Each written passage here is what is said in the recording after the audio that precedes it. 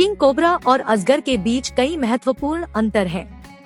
अजगर की प्रजातियों के आधार पर अजगर किंग कोबरा से कहीं अधिक भारी और बड़ा होता है। हालांकि ये दोनों सांप एशिया में रहते हैं। अजगर को अक्सर पालतू बनाया जाता है और पालतू जानवर के रूप में रखा जाता है, हालांकि किंग कोबरा कभी नहीं होता। अंत में अजगर अपने शिकार को कसने से मारते हैं, जबकि किंग कोबरा अपने शिकार को जहर का इस्तेमाल करके मारते हैं। किंग कोबरा को दुनिया का सबसे लंबा जहरीला सांप माना जाता है। हालांकि इसका मतलब यह नहीं है कि वे सबसे लंबे सांप हैं।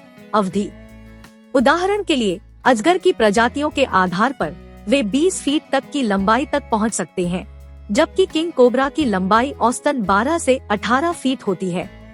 हालांकि पालतू प्रजातियों के रूप में अजगर की लंबाई औसतन 5 से 15 फीट के बीच होती है। आम तौर पर अजगर अपने समग्र शरीर की मोटाई के कारण किंग कोबरा से बहुत अधिक वजन का होता है। उदाहरण के लिए औसत अजगर का वजन 10 से 200 पाउंड तक होता है, जबकि किंग कोबरा का औसत 10 से 20 पाउंड होता है। ऐसा शायद अजगर के बेहद मोटे होने और किंग कोबरा के बेहद पतले होने के कारण होता है।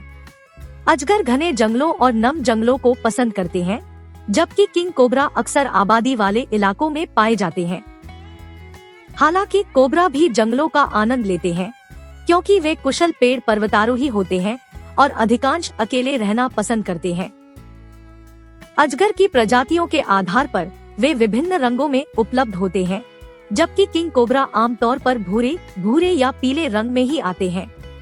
किंग कोबरा बनाम अजगर की शारीरिक बनावट में एक और महत्वपूर्ण अंतर यह है कि किंग कोबरा के मुंह के चारों ओर एक लचीला हुड होता है, जबकि अजगर नहीं होता है। शिकारियों को डराने के लिए कोबरा इसे एक रक्षा तंत्र के रूप में उपयोग करते हैं।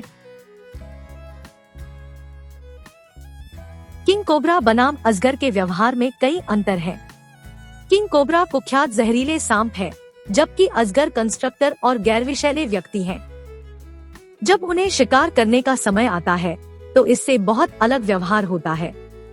एक किंग कोबरा के काटने में एक पूरे हाथी को मारने के लिए पर्याप्त विष होता है, जबकि अजगर बहुत बड़े शिकार को मारने और मारने में सक्षम होते हैं।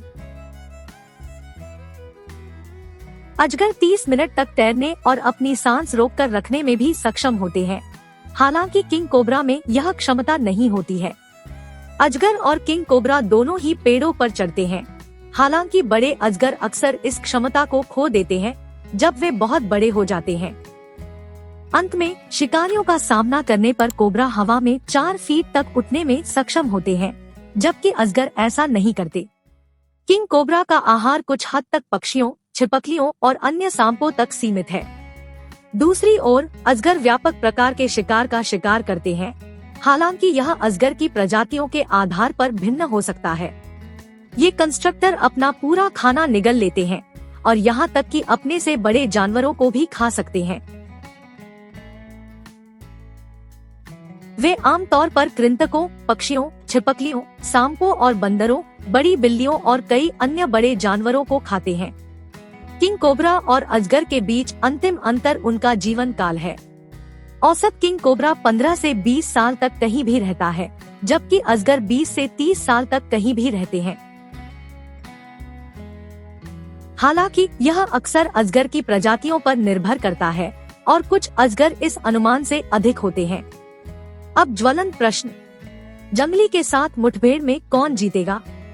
पिछले साल हुई एक लड़ाई के दौरान एक अजगर ने किंग कोबरा का गला घोटने की पूरी कोशिश की, जो लड़ाई में दोनों लड़ाकों के मोटर चालकों के सामने सड़क पर समाप्त होने से पहले झाड़ी में शुरू हुई थी।